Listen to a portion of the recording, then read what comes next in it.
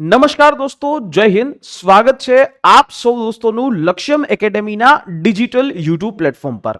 દોસ્તો, જીપીએસસી દ્વારા જે પર્યાવરણ ક્ષેત્રે કામ કરવા ઈચ્છતા હોય એવા ઉમેદવારો માટે એસીએફ એટલે કે assistant conservator of the forest અને રેન્જ ફોરેસ્ટ ઓફિસર આના માટેની ભરતી જાહેર કરી છે.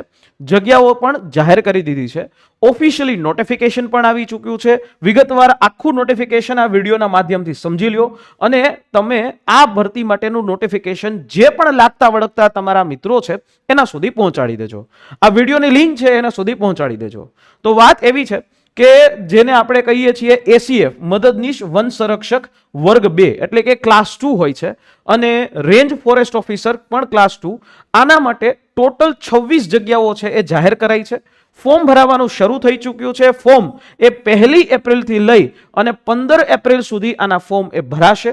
1 થી લઈને 15 એપ્રિલ સુધી ફોર્મ ભરાશે અને આની સાથે જ્યારે આયોગને જરૂર લાગશે ત્યારે એ કન્સેન્ટ ડિપોઝિટ કન્સેન્ટ ફોર્મ પણ ભરાવશે.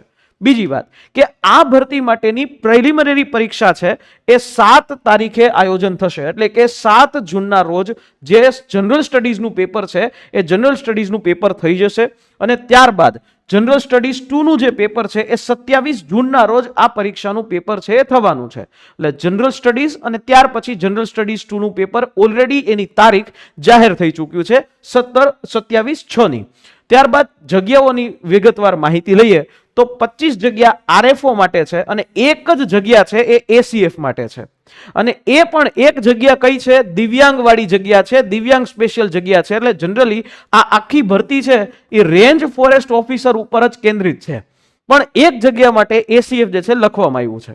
ઉંમર મર્યાદાની વાત કરીએ તો કોણ છે આ ભરતી માટે અપ્લાય કરી શકે?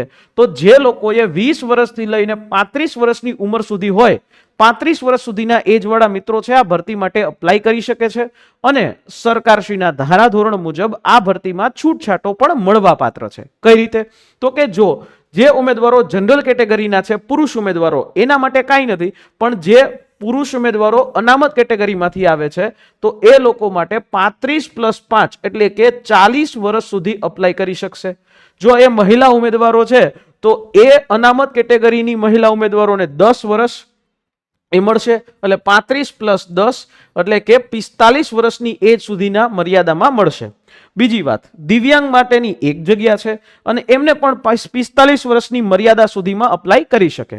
ઓકે, તો હવે આ એસીએફ અને આરએફઓ એ બનવા માટેની લાયકાત શું છે? એજ્યુકેશન ક્વોલિફિકેશન એ શું છે? કયા વ્યક્તિઓ છે આ ભરતીમાં અપ્લાય કરી શકે? સમજો, જે લોકો એક ગ્રેજ્યુએશનની ડિગ્રી સ્નાતકની ડિગ્રી હોય પણ એ જે સ્નાતકની ડિગ્રી છે એ specialize subject chemistry, geology, mathematics, physics, statistics, zoology, botany, microbiology આ બધી જે જગ્યાઓ છે આ બધી જગ્યાઓ માટે બરાબર આ microbiology, biotechnology, biochemistry, environmental science, animal healthcare આ રીતે એન્જિનિયરિંગ અને ટેકનોલોજી આવી માટે અલગ એગ્રીકલ્ચર, ફોરેસ્ટ્રી આવા જે ડિગ્રી હશે એવા લોકો માટે આ ભરતી છે.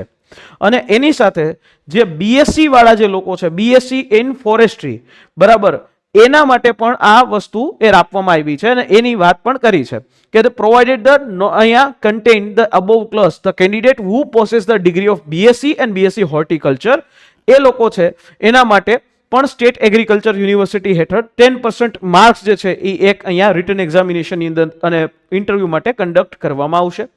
સાથે ઉમેદવારો માટેની જે શારીરિક લાયકાત છે એ આ રીતે છે.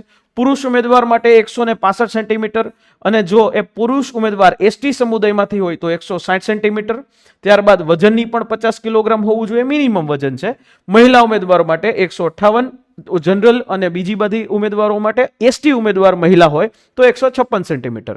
પગારની વાત કરીએ, ક્લાસ 2 છે, વર્ગ 2 છે, કોઈ ફિક્સેશન નથી, સંપૂર્ણ ફૂલ પે પગાર છે અને બેઝિક પે જે છે અહીંયા પે મેટ્રિક્સ લેવલ 9 આવે અને આ બેઝિક પે છે 53,100 થી લઈ 1,67,800 રૂપિયા સુધીનો પગાર.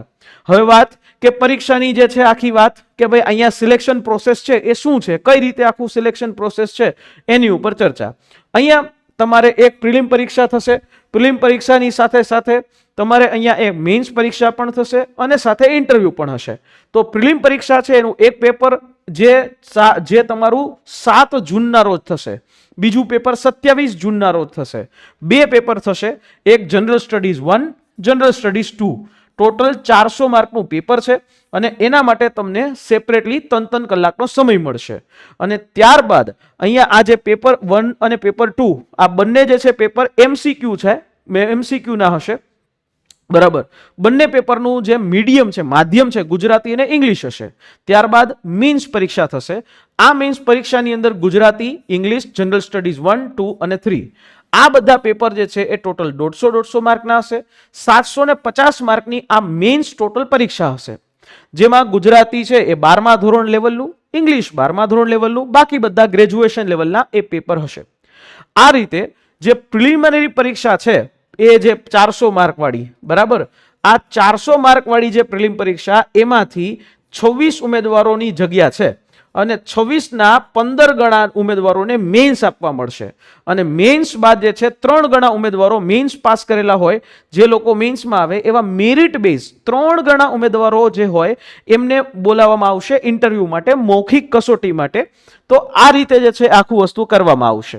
તો અહીંયા જે છે એ જગ્યાના 3 ગણા જે છે ઉમેદવારો પર્સનાલિટી ટેસ્ટ માટે બોલાવવામાં આવશે. મેઇન્સ પરીક્ષા એના માર્ક, મેઇન્સ એટલે કે લેખિત ડિસ્ક્રિપ્ટિવ પરીક્ષા અને ત્યારબાદ ઇન્ટરવ્યુ એના માર્ક્સ જે છે એના આધાર ઉપર સિલેક્શન મળશે અને ત્યારબાદ જે છે તમને અપોઇન્ટમેન્ટ કરવામાં આવશે. તો આ રીતે જે લોકો પર્યાવરણ ક્ષેત્રે કામ કરવા માંગે છે અને નીચેની શૈક્ષણિક લાયકાતો આ વિડીયોમાં આપણે દર્શાવેલી છે એ તમે ધરાવો છો, તો તમારા માટે જીપીએસસી સીધા અધિકારી બનવાનો આ મોકો છે. તો આ વિડીયો જો ઇન્ફોર્મેટિવ લાગ્યો હોય તો તમારા મિત્રો સુધી આ વિડીયોને શેર કરી દેજો, જેથી કરીને એમને આ વસ્તુ ન ચૂકાઈ જાય અને તમને એમને સજેસ્ટ કરવાનું પણ પુણ્ય મળે. આશા રાખીએ આ માહિતી સમજાઈ હશે. ફરી પાછા મળીશું નેક્સ્ટ આવા જ કોઈ વિડીયોની સાથે. ત્યાં સુધી મને રજા આપશો. જય હિન્દ, જય ભારત.